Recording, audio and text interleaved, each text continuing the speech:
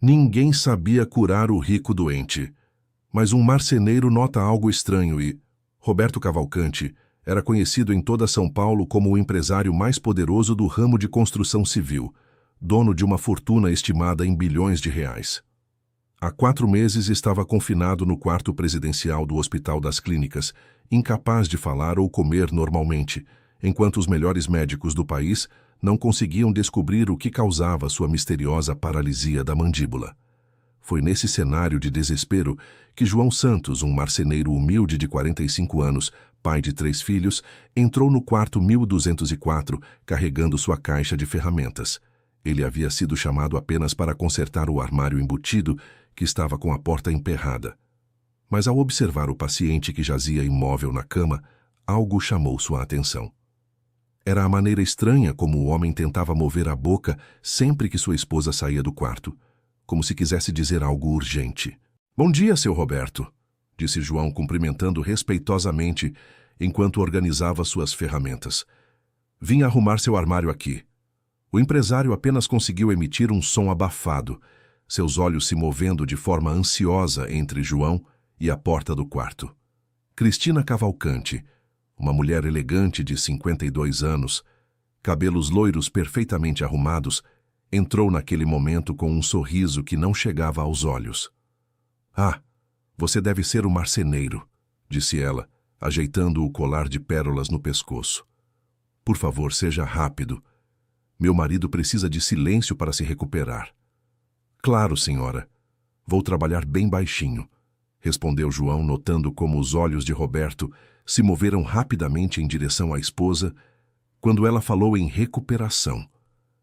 Enquanto João trabalhava na fechadura do armário, observava discretamente as interações no quarto. Beatriz Cavalcanti, a filha única do casal, uma jovem de 28 anos formada em administração, entrava e saía constantemente, sempre carregando papéis e falando ao telefone sobre assuntos urgentes da empresa. "Mãe, o Dr. Aguiar quer conversar conosco sobre transferir o papai para aquela clínica em Miami", disse Beatriz baixando a voz. "Ele acha que lá podem ter recursos mais avançados." "Não", a resposta de Cristina foi firme demais, quase agressiva. "Quero dizer, ainda é muito cedo. O Dr. Mendes sempre disse que uma viagem agora seria muito arriscada para ele." João fingiu estar concentrado no parafuso que estava removendo, mas percebeu como Roberto tentou virar a cabeça em direção às duas quando o assunto da viagem foi mencionado. Seus olhos pareciam desesperados, como se quisesse gritar algo, mas não conseguisse. O Dr. Mendes, médico particular da família há mais de 15 anos, era um homem de 60 anos, sempre muito solícito com Cristina. João notou que ele visitava o paciente 3 vezes ao dia, sempre com uma seringa preparada que aplicava no soro. "Como está nosso paciente hoje?", perguntou o médico, ajustando os óculos enquanto verificava os aparelhos. "Sem mudanças", respondeu Cristina rapidamente. "Continua sem conseguir falar nem mastigar direito. Às vezes acho que está piorando." João percebeu que sempre que alguém mencionava a empresa Cavalcanti Construções, Roberto fazia um movimento específico com os olhos em direção ao criado mudo ao lado da cama. Era um gesto sutil, que todos interpretavam como espasmos da doença, mas João começou a suspeitar que havia algo mais. "Pronto, seu Roberto", disse João após consertar a fechadura. "O armário já está funcionando perfeitamente." Quando estava guardando as ferramentas, João fingiu derrubar um parafuso perto do criado mudo. Ao se abaixar para pegá-lo, viu que Roberto tentava desesperadamente apontar para a gaveta inferior com os olhos. O movimento era quase imperceptível, mas João captou a mensagem. "Querido ouvinte, se você está gostando da história, aproveite para deixar o like e principalmente se inscrever no canal. Isso ajuda muito a gente que está começando." Agora continuando. Na semana seguinte, João foi chamado novamente ao hospital para trocar a dobradiça da porta do banheiro. Dessa vez, chegou mais cedo e observou a rotina do quarto com mais atenção. Dona Conceição, a cozinheira particular da família que trazia as refeições especiais de casa, era uma mulher de aparência simples, mas João notou que ela sempre conversava em sussurros com Cristina. A comida dele está aqui, dona Cristina, disse Conceição, entregando uma marmita térmica. Fiz aquela vitamina especial que a senhora pediu com as... Como é mesmo? As vitaminas que a senhora comprou na farmácia. Perfeito, Conceição. Continue seguindo exatamente a receita que eu te dei, respondeu Cristina, pegando a marmita com cuidado excessivo. João fingiu estar medindo a porta enquanto observava Cristina misturar algo em pó na vitamina antes de dar ao marido. Roberto tentava virar o rosto para longe da colher, mas sua esposa insistia com uma paciência que parecia forçada. Vem, amor, você precisa se alimentar para ficar forte, dizia ela, sua voz doce contrastando com a firmeza com que segurava o queixo do marido. Após a refeição, João percebeu que os sintomas de Roberto sempre pioravam. Sua mandíbula ficava ainda mais rígida e ele perdia qualquer mobilidade que havia conseguido recuperar durante a manhã. Naquela tarde, João decidiu arriscar. Quando todos saíram do quarto para uma reunião com os médicos, ele se aproximou de Roberto. Seu Roberto, o senhor está me ouvindo? Sussurrou. Os olhos do empresário se iluminaram e ele conseguiu piscar uma vez, claramente. Se o senhor está entendendo tudo, pisque 2 vezes. Roberto piscou 2 vezes, com esforço visível. O senhor quer que eu abra aquela gaveta? João apontou para o criado mudo. 2 piscos novamente. Com o coração acelerado, João abriu a gaveta e encontrou documentos de transferência de propriedades, procurações assinadas com data futura e uma carta manuscrita inacabada que começava com: Se algo acontecer comigo, investigue em minha... Meu Deus, murmurou João, percebendo a gravidade da situação. O que o senhor está fazendo aí? A voz de Cristina cortou o silêncio como uma lâmina. João se virou, escondendo rapidamente os papéis. Desculpe, dona Cristina.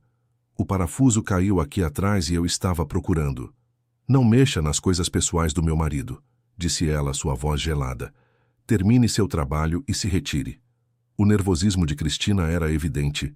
Suas mãos tremiam ligeiramente enquanto reorganizava os papéis na gaveta e ela lançou um olhar ameaçador para João.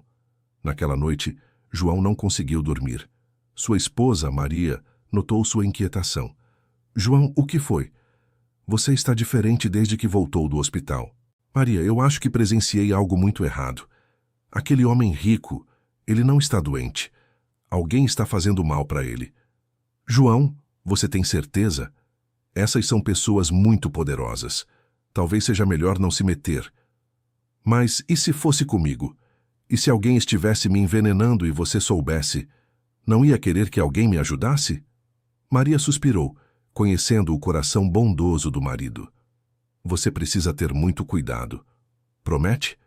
No dia seguinte, João voltou ao hospital com a desculpa de verificar se o serviço estava bom. Dessa vez, ele observou mais atentamente a dinâmica familiar. Beatriz estava visivelmente estressada, discutindo ao telefone com alguém sobre prazos bancários e assinaturas pendentes. Não pode esperar mais, dizia ela, caminhando nervosamente pelo corredor. Preciso da assinatura dele até sexta-feira, senão perdemos o financiamento do projeto do shopping. Marcos Cavalcante, cunhado de Roberto e sócio minoritário da empresa, apareceu no hospital com uma expressão preocupada. Era um homem de 50 anos, sempre bem vestido, mas João notou o suor em sua testa, apesar do ar-condicionado. Cristina, precisamos conversar sobre a situação da empresa, disse Marcos, puxando-a para um canto. Os bancos estão pressionando. Se Roberto não assinar aqueles documentos logo, vamos ter problemas sérios. Ele vai assinar, respondeu Cristina firmemente. Só precisa melhorar um pouco mais. Cristina, faz 4 meses. Talvez seja a hora de considerar uma procuração médica, declarar que ele está incapacitado temporariamente. João viu os olhos de Roberto se encherem de lágrimas quando ouviu essa conversa. Decidido a agir, João procurou Beatriz no café do hospital durante o intervalo. Com licença, senhorita Beatriz, disse ele tirando o boné. Posso falar com a senhora um minutinho? Claro, seu João. O armário está funcionando bem? Está sim. Mas é sobre seu pai que eu queria conversar. Beatriz o olhou com curiosidade. Sobre meu pai? Senhorita, eu sei que não é da minha conta, mas A senhora já reparou que seu pai sempre piora depois das refeições que vem de casa? Beatriz parou de mexer no café e olhou para João com atenção total. O que quer dizer com isso? Eu trabalho em hospitais há muitos anos e já vi muita coisa. Seu pai, ele não está doente. Alguém está fazendo algo com ele. Isso é uma acusação muito séria, seu João. Tem certeza do que está dizendo? Tenho sim. E tem mais uma coisa. Seu pai consegue entender tudo. Ele se comunica pelos olhos. Se a senhora quiser testar, faça perguntas que só ele saberia responder e peça para ele piscar uma vez para sim e duas para não. Beatriz ficou em silêncio por alguns segundos, processando a informação. Se isso for verdade... Meu Deus, isso mudaria tudo. Por isso vim falar com a senhora. Acho que a senhora é a única pessoa em quem ele confia completamente. Naquela tarde, Beatriz testou discretamente o que João havia dito. Quando ficou sozinha com o pai, fez perguntas sobre detalhes que apenas ele saberia. O nome do primeiro cachorro da família, onde havia escondido seu presente de aniversário de 15 anos, qual era a sua sobremesa favorita na infância. Para cada pergunta, Roberto respondia corretamente através dos piscos. Beatriz sentiu um misto de alívio e horror ao perceber que o pai estava consciente e aprisionado em seu próprio corpo. Papai, sussurrou ela segurando a mão dele. Se alguém está fazendo mal para o senhor, pisque 2 vezes. Roberto piscou 2 vezes, suas lágrimas escorrendo pelas bochechas. É a mamãe? Perguntou Beatriz, sua voz tremendo. Roberto fechou os olhos por um longo momento, como se a pergunta causasse dor física. Então, lentamente, piscou 2 vezes. Beatriz saiu do quarto com o mundo desabando sobre seus ombros. Como confrontar a própria mãe sobre algo tão terrível? Ela procurou João no corredor. Seu João, preciso da sua ajuda. Não sei o que fazer. Primeiro, a senhora precisa descobrir como eles estão fazendo isso com ele. Depois, a gente pensa numa forma de ajudar. João sugeriu que observassem Conceição, a cozinheira, mais de perto. No dia seguinte, Beatriz chegou ao hospital mais cedo e fingiu estar esperando no corredor quando Conceição trouxe a comida. Bom dia, Conceição, cumprimentou Beatriz. Posso ver o que trouxe para o papai hoje? Conceição pareceu nervosa. Trouxe a vitamina de sempre, mais uma sopinha bem nutritiva. Que vitamina é essa? O médico receitou alguma coisa nova? Sua mãe que pediu. Disse que era para ajudar na recuperação dele. Beatriz pegou a vitamina e fingiu examinar. Tem um cheiro diferente. Que a senhora botou nela? Dona Beatriz, eu só sigo as instruções da sua mãe. Ela que compra os remédios na farmácia e me ensina como preparar. Quando Conceição se afastou, Beatriz guardou uma pequena amostra da vitamina em um frasco que havia levado. Querido ouvinte, se você está gostando da história, aproveite para deixar o like e principalmente se inscrever no canal.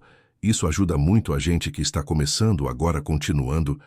João conhecia um farmacêutico de confiança no bairro onde morava. Benedito era um homem honesto que trabalhava há 30 anos na profissão e já havia ajudado João outras vezes quando seus filhos ficavam doentes. Benedito, preciso de um favor muito especial, disse João, entregando o frasco com a amostra. Pode analisar isso e me dizer o que tem dentro? Claro, João. Mas por que você quer saber? João contou toda a história para o farmacêutico, que o ouviu com crescente preocupação. Se for isso mesmo que você está pensando, é uma situação muito grave. Vou analisar hoje mesmo e te ligo amanhã. No dia seguinte, Benedito ligou com os resultados que confirmaram os piores temores de João. João, essa vitamina tem uma substância chamada toxina botulínica, em doses muito específicas. É o mesmo princípio usado em tratamentos estéticos, mas em quantidade diferente. Pode causar paralisia muscular temporária se administrada continuamente. E isso explicaria por que ele não consegue mexer a boca. Exatamente. E o pior é que a pessoa fica consciente, mas não consegue se mexer direito. É uma tortura. João sentiu uma raiva fria subindo pelo peito.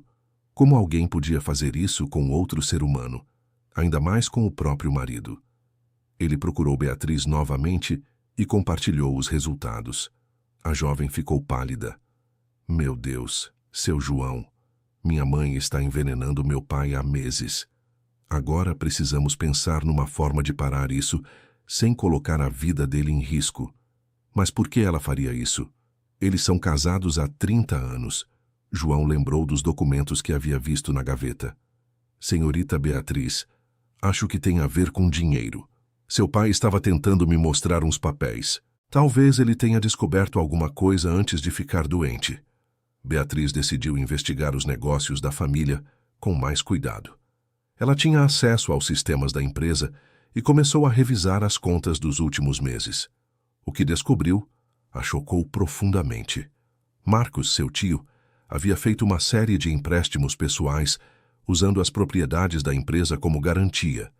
O valor total chegava a 50 milhões de reais.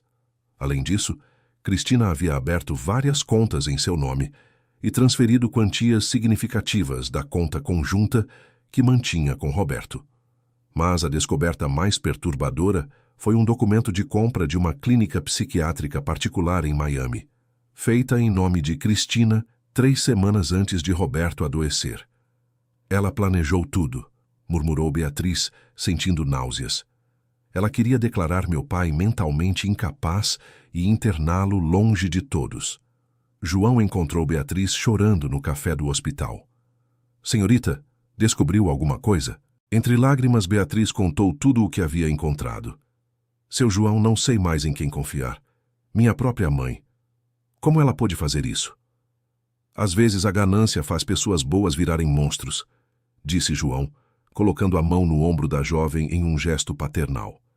Mas agora temos que focar em salvar seu pai. Como? Primeiro, temos que parar de dar essa vitamina envenenada para ele, mas tem que ser com cuidado, para sua mãe não suspeitar. Beatriz e João elaboraram um plano. Ela começaria a chegar ao hospital antes da mãe e trocaria a vitamina envenenada por uma vitamina comum comprada na farmácia. E se ela perceber que o papai está melhorando? Aí a gente vai ter que acelerar as coisas. Mas uma coisa de cada vez. Nos primeiros dias do plano, Roberto começou a mostrar sinais de melhora. Conseguia mexer um pouco os dedos e sua expressão facial ficou mais móvel. Cristina notou as mudanças e ficou visivelmente perturbada. Dr. Mendes, você não acha estranho essa melhora súbita? Perguntou ela ao médico particular. Será que não é algum tipo de surto antes de uma piora? É possível, Cristina. Vou aumentar a dose do relaxante muscular no soro, respondeu o médico, sem saber que estava sendo manipulado. João percebeu que o Dr. Mendes era apenas uma ferramenta nas mãos de Cristina. O homem realmente acreditava que estava ajudando o paciente. Em uma tarde, João decidiu abordar o médico diretamente. Doutor, posso fazer uma pergunta? Disse ele, fingindo estar ajustando uma dobradiça. Claro, meu amigo. Diga. O senhor já viu um caso igual ao do seu Roberto? Não, é bastante incomum. Uma paralisia específica da mandíbula sem outras causas aparentes. Muito intrigante do ponto de vista médico. E não tem nenhum exame que poderia descobrir a causa? Fizemos todos os exames imagináveis. Ressonância, tomografia, exames de sangue, tudo normal. E exame para detectar veneno? Perguntou João, fingindo inocência. O doutor parou e olhou para João com interesse. Por que você pergunta isso? Ah, doutor, eu assisto muito desses programas de investigação na TV. Sempre fico pensando nessas coisas. Interessante você mencionar isso. Realmente não fizemos testes toxicológicos específicos. Cristina sempre foi muito presente no tratamento, trazendo até a comida de casa para garantir que ele se alimente bem. João viu que havia plantado uma semente de dúvida na mente do médico.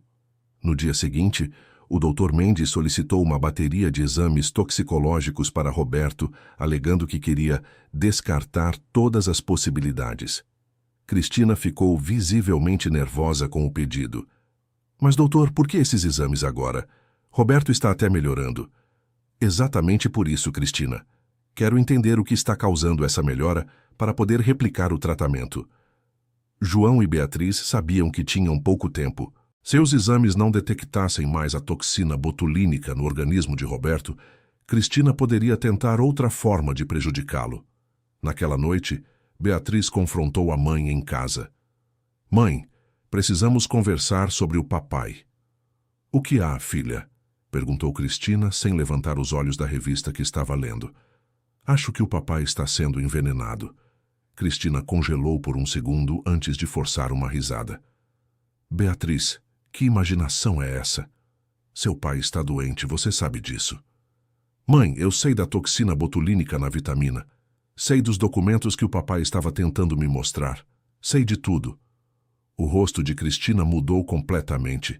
A máscara de esposa dedicada caiu, revelando uma expressão fria e calculista. Você não entende nada, Beatriz. Seu pai queria doar nossa fortuna para essas organizações de caridade. Ia deixar a gente na miséria. Na miséria.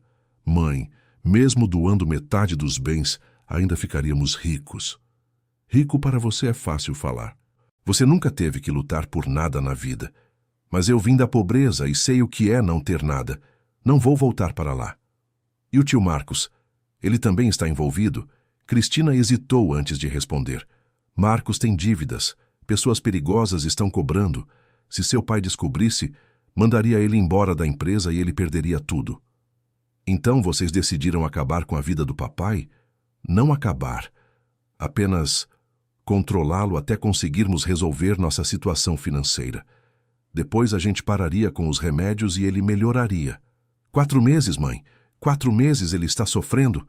Cristina se levantou, sua voz ficando mais agressiva. E você vai estragar tudo agora? Depois de chegarmos tão perto de resolver nossos problemas? Nossos problemas? Mãe, esses são os seus problemas. E do tio Marcos?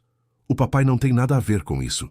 A discussão se intensificou, com Cristina tentando convencer a filha de que Roberto nunca saberia de nada e que seria melhor para todos se as coisas continuassem como estavam. Beatriz percebeu que a mãe havia perdido completamente a noção do certo e do errado. A obsessão por dinheiro e status havia transformado a mulher que ela conhecia em uma estranha. Mãe, isso para hoje. Não vou deixar vocês continuarem torturando meu pai. Se você falar alguma coisa, vai destruir nossa família, ameaçou Cristina. Pense bem, Beatriz. Pense em sua reputação, no futuro da empresa, em tudo o que construímos. A família já foi destruída no momento em que a senhora decidiu envenenar meu pai. Beatriz saiu de casa naquela noite e foi direto para o hospital.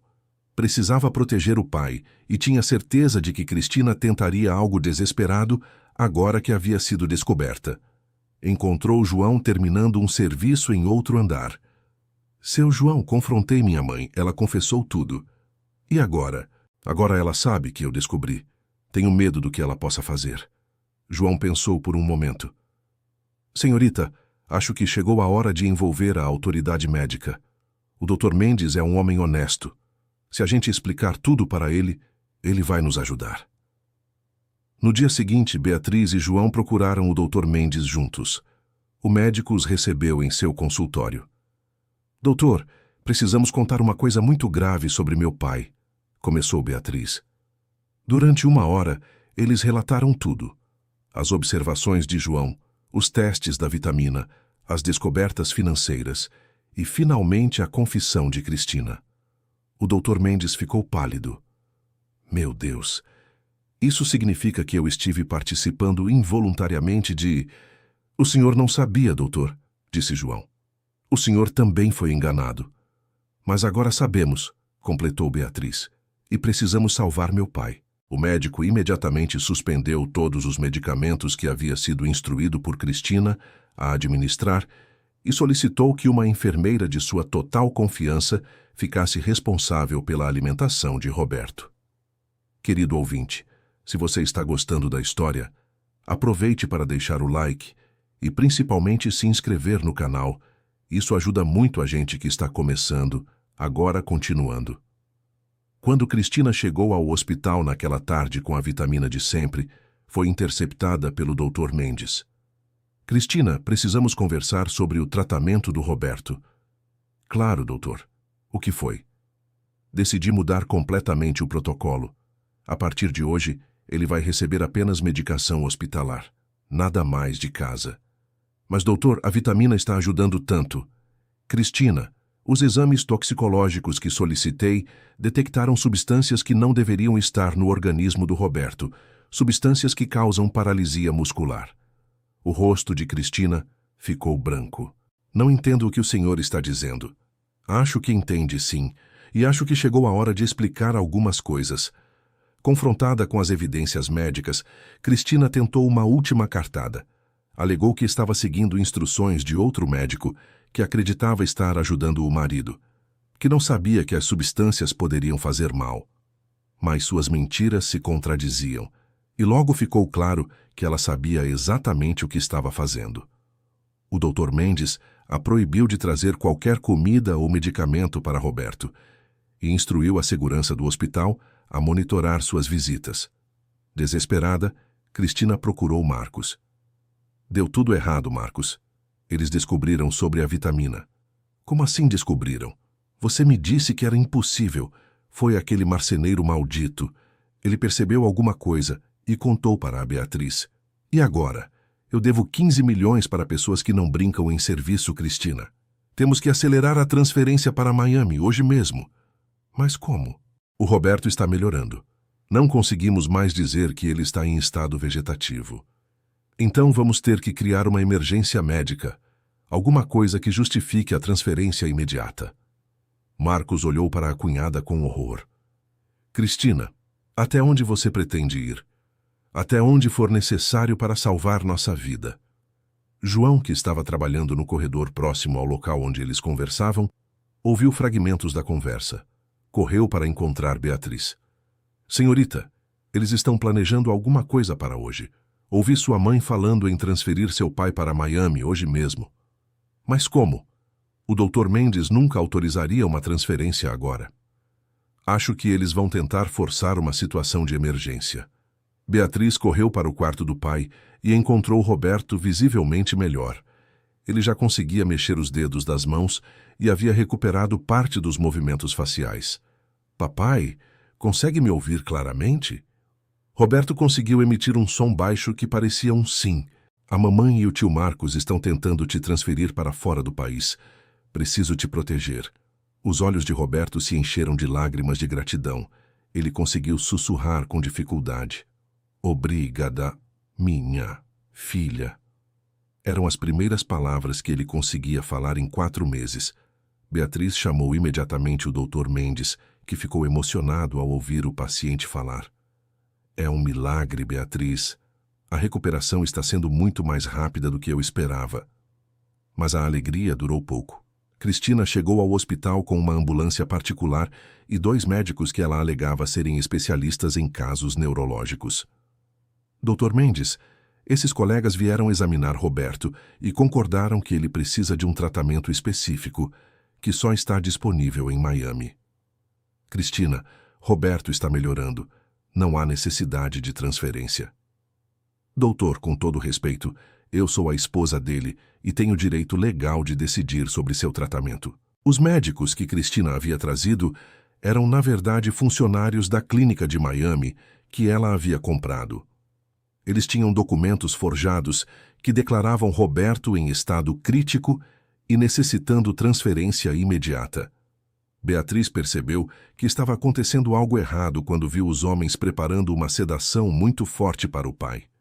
Parem! Gritou ela. Vocês não podem sedar meu pai.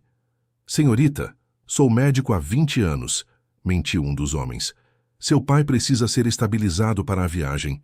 João, que estava observando tudo de longe, percebeu que Cristina estava tentando sequestrar legalmente o próprio marido. Ele correu para chamar a segurança do hospital.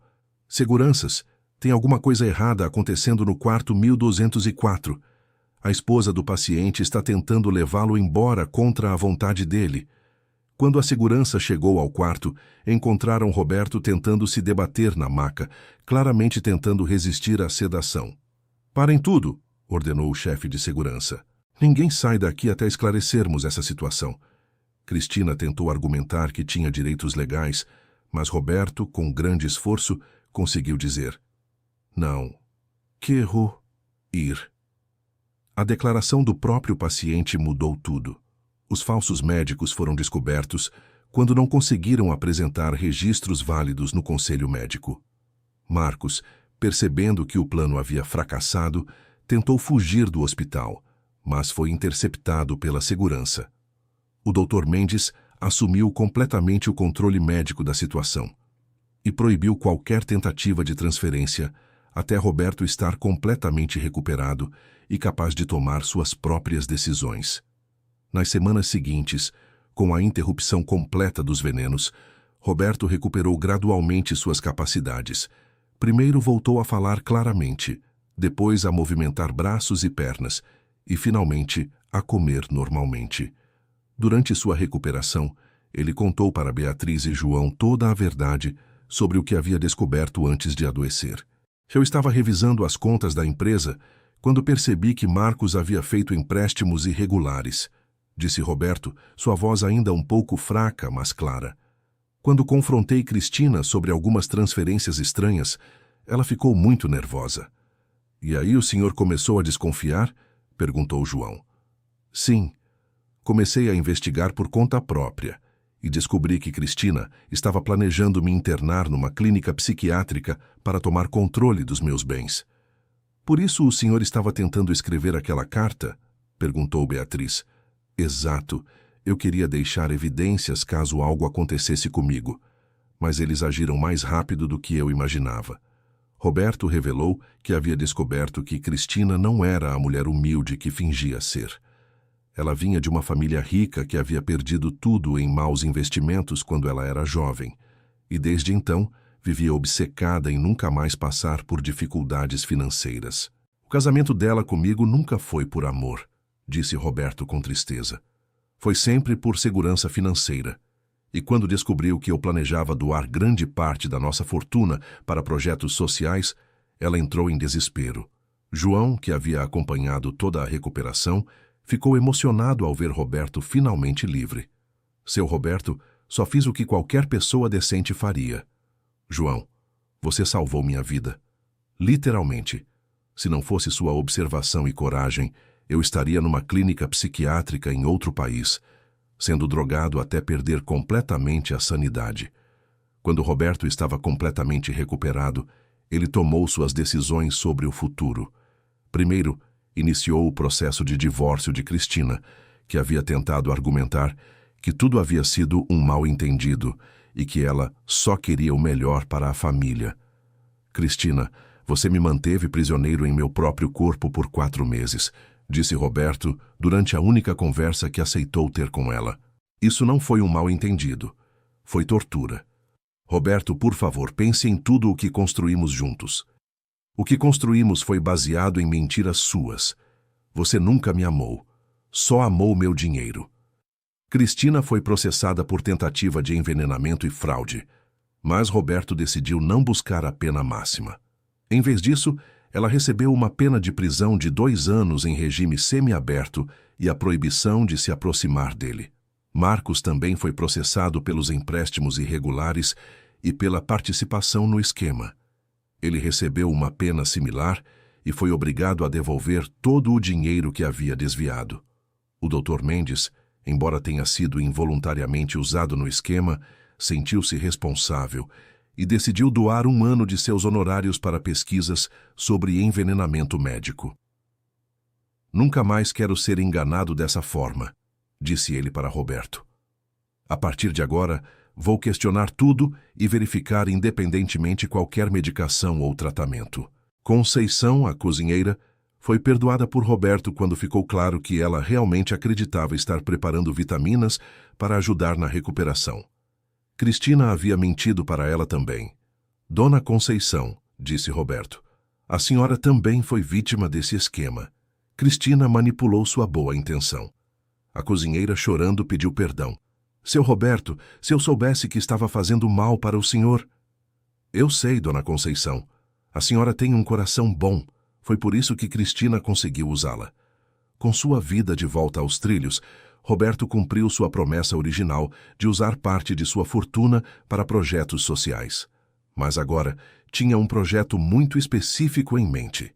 Ele criou o Centro Roberto Cavalcante de Recuperação Neurológica. especializado em casos de envenenamento e paralisia muscular. O centro oferecia tratamento gratuito para vítimas de crimes similares ao que ele havia sofrido.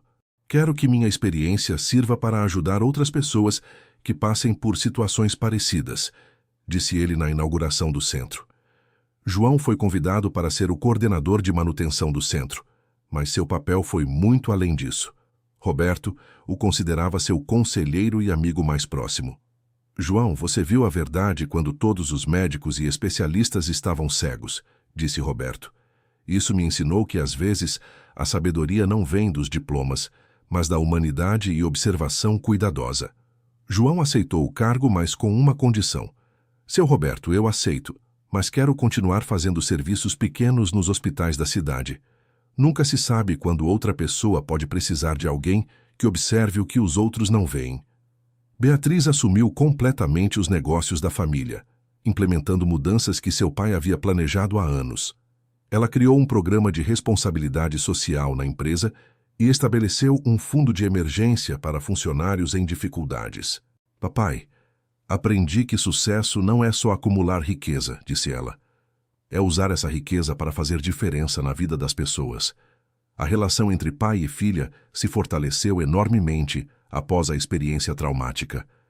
Beatriz se tornou não apenas a sucessora da empresa, mas a confidente e melhor amiga de Roberto. João continuou morando em sua casa simples no bairro Operário, mas agora com a segurança financeira que o novo emprego proporcionava. Ele usou o salário para dar uma educação melhor aos filhos e ajudar outros vizinhos em dificuldades. Maria, disse ele para a esposa, esse trabalho me ensinou que a gente pode fazer a diferença na vida das pessoas sem precisar ser rico ou importante. Só precisa ter olhos para ver e coragem para agir. Maria, que havia apoiado o marido durante toda a situação perigosa, estava orgulhosa da atitude dele. João, você sempre teve um coração bom. Foi isso que salvou aquele homem. O centro de recuperação se tornou referência nacional em casos de envenenamento e paralisia. Médicos de todo o país enviavam pacientes para lá, e João se tornou uma figura respeitada na identificação de sintomas suspeitos. Roberto começou a dar palestras sobre sua experiência, alertando outros empresários sobre os riscos de confiar cegamente em pessoas próximas quando grandes fortunas estavam envolvidas. Não estou dizendo para desconfiar de todos, explicava ele, mas estou dizendo para manter sempre uma vigilância saudável sobre seus negócios e sua saúde. Uma das mudanças mais significativas na vida de Roberto foi sua abordagem aos relacionamentos. Ele se tornou muito mais cuidadoso, mas também mais apreciativo das pessoas genuínas ao seu redor. João se tornou como um irmão para ele. Os dois se encontravam todas as sextas-feiras para jantar e conversar sobre a vida, os negócios e, principalmente, sobre como ajudar outras pessoas. João, você me ensinou que as pessoas mais valiosas às vezes são as mais simples, disse Roberto em um desses jantares. Você não queria nada de mim, não tinha segundas intenções, por isso conseguiu ver a verdade. Seu Roberto, eu só fiz o que achava certo, mas aprendi muito com essa experiência também. O que você aprendeu? Aprendi que a gente nunca deve ignorar aquela voz interior que diz que algo está errado.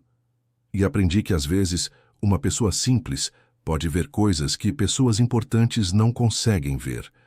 O Hospital das Clínicas, onde tudo aconteceu, criou um protocolo especial para casos suspeitos de envenenamento, inspirado na experiência de Roberto. João foi convidado para dar treinamentos para a equipe de manutenção sobre observação cuidadosa de pacientes. Vocês estão em uma posição única, dizia João nos treinamentos. Vocês veem coisas que os médicos não veem porque ficam mais tempo nos quartos e prestam atenção em detalhes diferentes. Cristina cumpriu sua pena e depois se mudou para outro estado. Ela tentou contatar Roberto algumas vezes, alegando ter se arrependido, mas ele manteve a decisão de não ter qualquer contato com ela. Perdão não significa esquecer, explicou ele para Beatriz. Eu perdoei sua mãe para minha própria paz de espírito, mas isso não significa que preciso permitir que ela volte à minha vida. Marcos tentou reconstruir a vida após cumprir sua pena, mas teve dificuldades porque a história havia se tornado pública. Roberto, em um gesto de generosidade, ofereceu ajuda financeira para que o ex-cunhado pudesse recomeçar em outra cidade. "Por que está ajudando o tio Marcos depois de tudo?" perguntou Beatriz. "Porque guardar rancor só faz mal para quem guarda", respondeu Roberto. Marcos foi fraco e ganancioso, mas não era mau por natureza como sua mãe. Ele merece uma segunda chance. A história da recuperação milagrosa de Roberto e da descoberta do esquema por um simples marceneiro se tornou conhecida na cidade e inspirou muitas pessoas. João começou a receber convites para contar sua história em escolas e organizações comunitárias. "A mensagem que eu quero passar", dizia ele, "é que cada um de nós pode fazer a diferença. Não precisa ser rico, não precisa ser famoso, só precisa prestar atenção ao que está acontecendo ao redor e ter coragem de agir quando algo está errado." Roberto se recuperou completamente, sem sequelas físicas do envenenamento, mas as sequelas emocionais o acompanharam por muito tempo. Ele desenvolveu uma desconfiança natural em relação a pessoas que se aproximavam dele por interesse financeiro. Por outro lado, desenvolveu uma apreensão profunda pelas pessoas simples e honestas. Sua equipe de funcionários mais próximos passou a ser composta por pessoas como João, honestas, trabalhadoras, sem segundas intenções. O centro de recuperação cresceu e se expandiu para outras cidades. João se tornou diretor de operações, uma posição que nunca imaginou que ocuparia, mas para a qual se mostrou naturalmente talentoso. "Seu João", brincava Roberto, "você saiu de marceneiro para diretor sem nem perceber. Isso prova que competência e caráter são mais importantes que diplomas." Beatriz se casou alguns anos depois com um médico que conheceu durante a recuperação do pai. O casamento foi simples, mas Roberto ficou emocionado ao ver a filha escolher um homem por amor genuíno, não por status ou dinheiro. "Papai", disse Beatriz no dia do casamento, "obrigada por me ensinar, mesmo sem querer, a diferença entre amor verdadeiro e interesse." "Como assim?" "Vendo como a mamãe te tratou, aprendi a reconhecer quando alguém ama de verdade e quando alguém só está interessado no que a pessoa tem." Anos depois, quando Roberto já estava com 65 anos, ele fez um balanço de sua vida e percebeu que o período mais terrível havia se transformado no mais transformador. "João", disse ele em um de seus jantares de sexta-feira, "você salvou muito mais que minha vida. Você salvou minha alma." "Como assim, seu Roberto? Eu estava me tornando uma pessoa amarga, desconfiada, focada só em acumular mais dinheiro.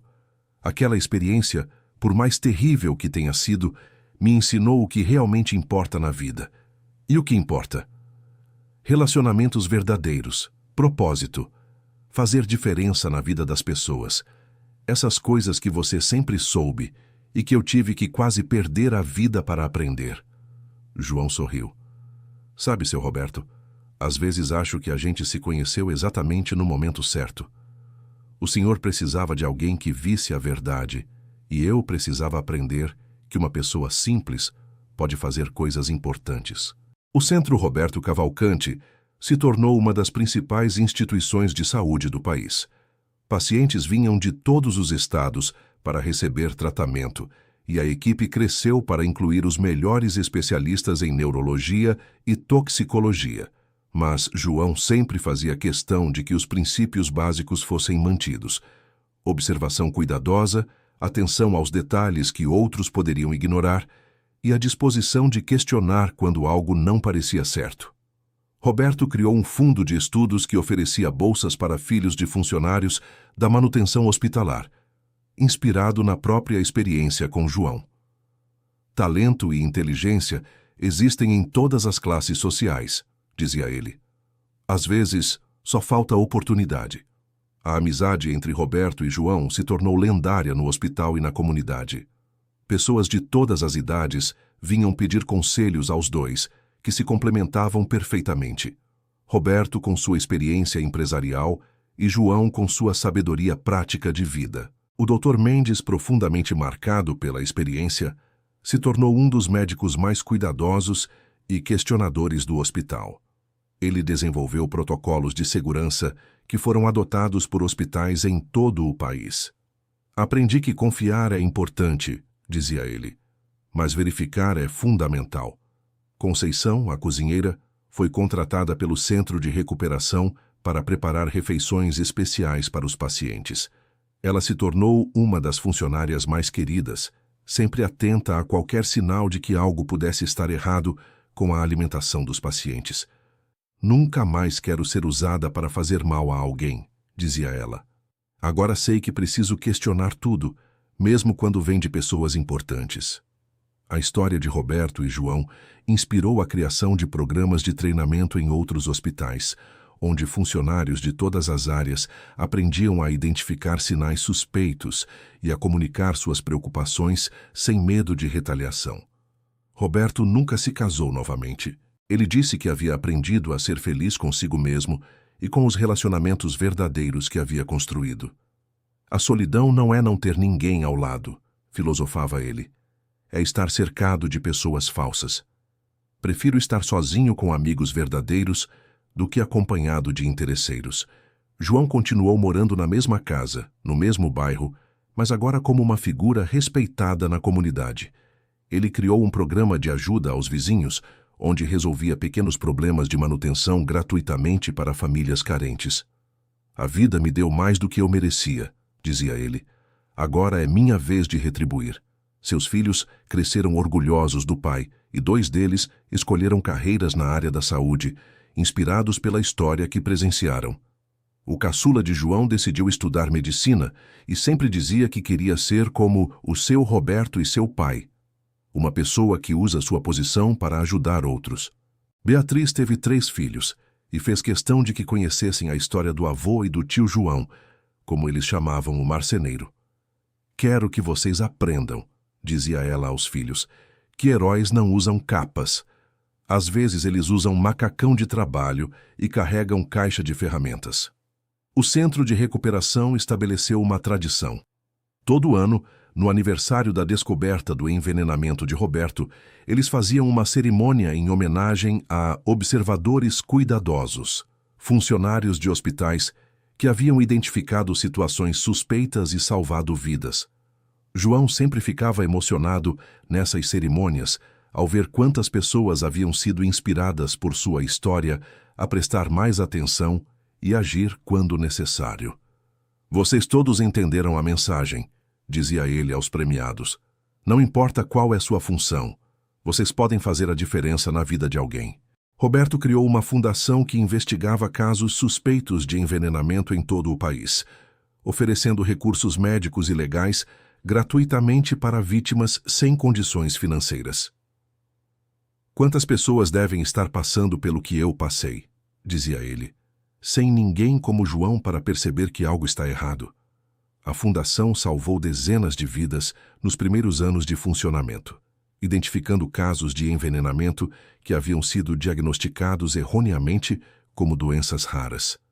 João se tornou consultor da fundação, treinando investigadores a observar detalhes que profissionais altamente qualificados às vezes perdiam por estarem muito focados em aspectos técnicos.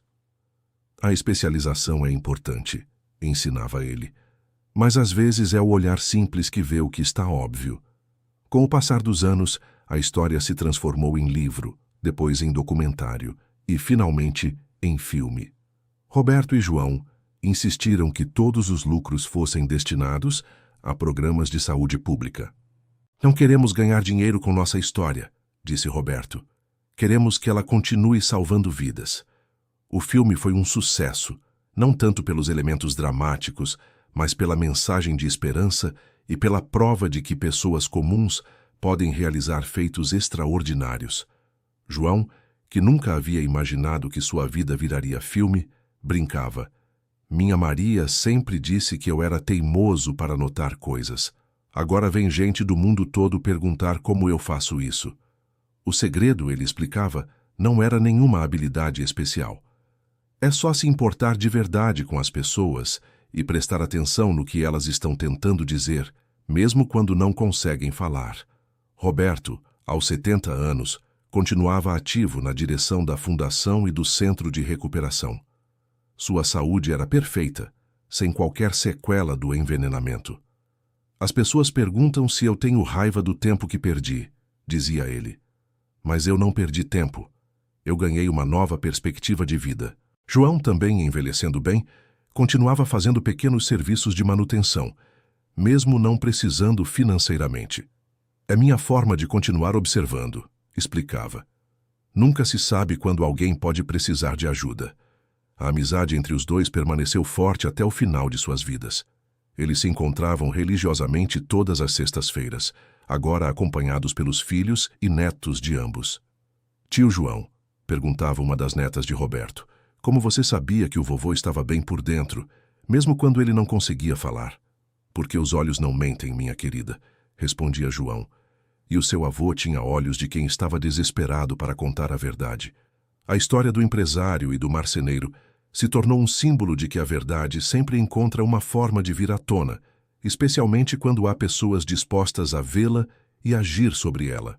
Roberto escreveu em suas memórias: aprendi que riqueza verdadeira não é o que você tem, mas as pessoas que se importam com você de forma genuína.